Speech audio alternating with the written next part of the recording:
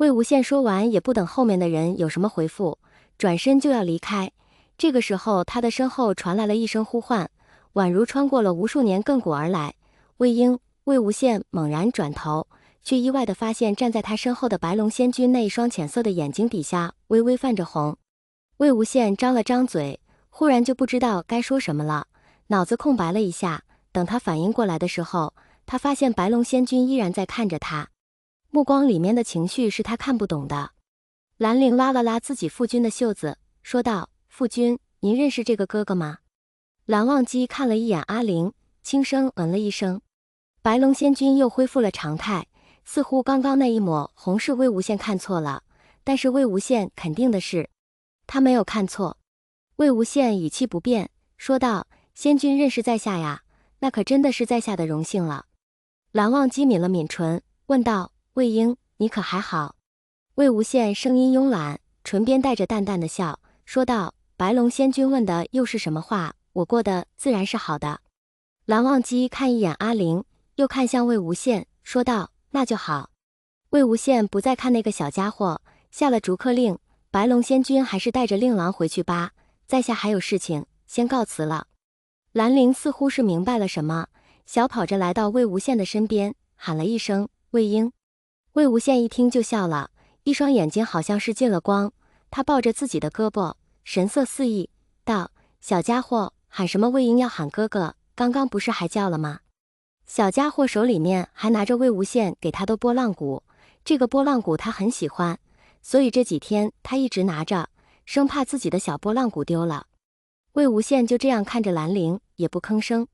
小家伙知道自己要回去了，小声地说道：“魏婴，我要回去了，我很喜欢你送给我的拨浪鼓。”魏无羡也懒得纠正这个称呼了，说道：“回去吧，喜欢就好。”兰陵点了点头，又跑回自己的父君的身边。蓝忘机脸收的眼结，说道：“魏婴，你记忆有损。”魏无羡一听，愣了一下，立马就说道：“白龙仙君这是说的什么话？我记忆有损，我难道还不知道？”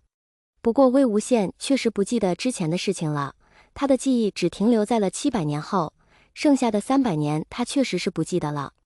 蓝忘机的眼睛闪过一丝受伤的神色，他看着小兰陵，说了句：“阿陵，我们要走了。”兰陵乖乖的点了点头。蓝忘机深深的看了一眼魏无羡，然后转身就拉着小兰陵的手准备离开。没关系，来日方长，蓝忘机不急。谁知道就在这时，小兰陵忽然发生了神色有些不对。蓝忘机拉着小兰陵的手还没走几步，小兰陵忽然就直直的朝着一边倒了下去，拨浪鼓摔在了地上，发出了一阵清脆的声音。正好这一幕让魏无羡看见了，他连忙喊道：“小家伙！”蓝忘机神色一变，反应十分的迅速，在兰陵摔在地上之前就把他抱在了自己的怀里。魏无羡连忙跑了过来，看着蓝忘机怀里已经晕过去的小兰陵，开口问道：“这是怎么回事？”蓝忘机静默片刻，说道：“从小就这样。”魏无羡一愣，抬起眼睛看了一下蓝忘机，道：“你是说他经常这样，时不时都就昏迷了？”蓝忘机把兰陵稳稳地抱在怀里，嗯了一声。魏无羡这下是真的不知道该说什么了，原本还活蹦乱跳的小家伙，现在却没有一点动静地躺在自己父君的怀里，脸色苍白。蓝忘机心里是害怕的，他怕他的小兰陵忽然就醒不过来了。长不大没关系，只要孩子没事就行，但是无法，小兰陵太体质太弱了。今天带给蓝忘机的冲击力实在是太大了，导致他现在都有些乱了阵脚，原本平淡如水的面容上难得带了一些焦急。魏无羡自然是看见了，现在也管不了那么多了，他说道：“我有一个朋友医术特别好，不如我带你们去找他，先让小家伙醒过来再说。”蓝忘机看了一眼，随即便嗯了一声。温情仔细地检查了一下兰陵的情况，语气淡淡：“这孩子的病是打娘胎里面带出来的吧？”蓝忘机一听，悄悄地看了一眼魏无羡，发现魏无羡并未发觉，眼睛一直盯着床上面的小兰陵。温情又说道：“这病是打娘胎里面带出来的，这个小家伙能活这么长时间，想来白龙仙君也是费了不少功夫。”蓝忘机神色低沉，应了一声是。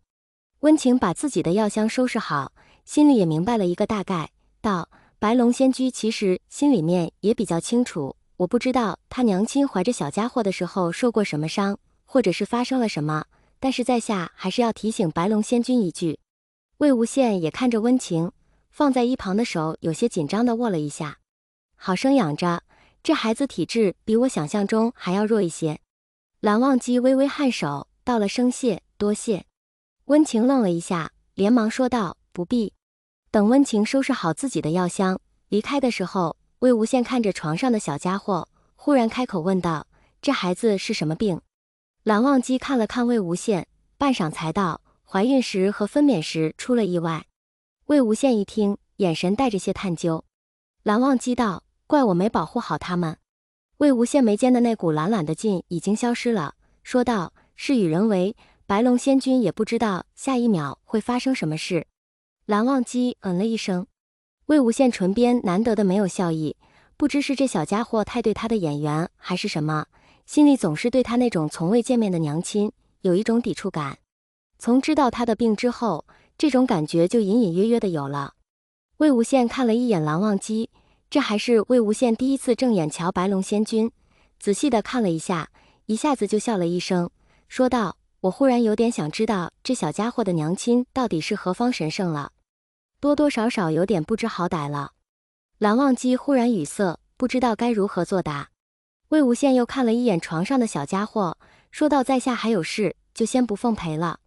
这一下蓝忘机倒是没有拦他，等着魏无羡的身影消失在了视线中，蓝忘机才微微的俯下身子，伸出自己白皙修长的手，轻轻地碰了碰兰陵微凉的指尖，声音清冷又飘渺，又带着丝丝的缱绻。他说：阿玲，找到娘亲了，醒过来，一起带娘亲回家好不好？要说700年前魏无羡刚见蓝忘机的时候，蓝忘机也不过是一只500多岁的小白龙，而魏无羡也只是一个300多岁的小黑蛟而已。你要说这魏无羡生来运气好吧，他是在白龙一族长大的，虽然他只是个蛟，但是他得到飞升成龙是迟早的事情。你要说他运气不好吧，他偏偏那次贪玩的时候不小心撞见了人家小白龙蓝湛沐浴，结果就摊上大事了。也许是美色误人，也许是当时的魏无羡鬼迷心窍，看着白龙仙君头上的小小的龙角，还鬼迷神差地伸出手摸了摸，结果手一哆嗦就把人家小白龙的墨额给扯下来了。过了好长一段时间，小白龙都不愿意理魏无羡。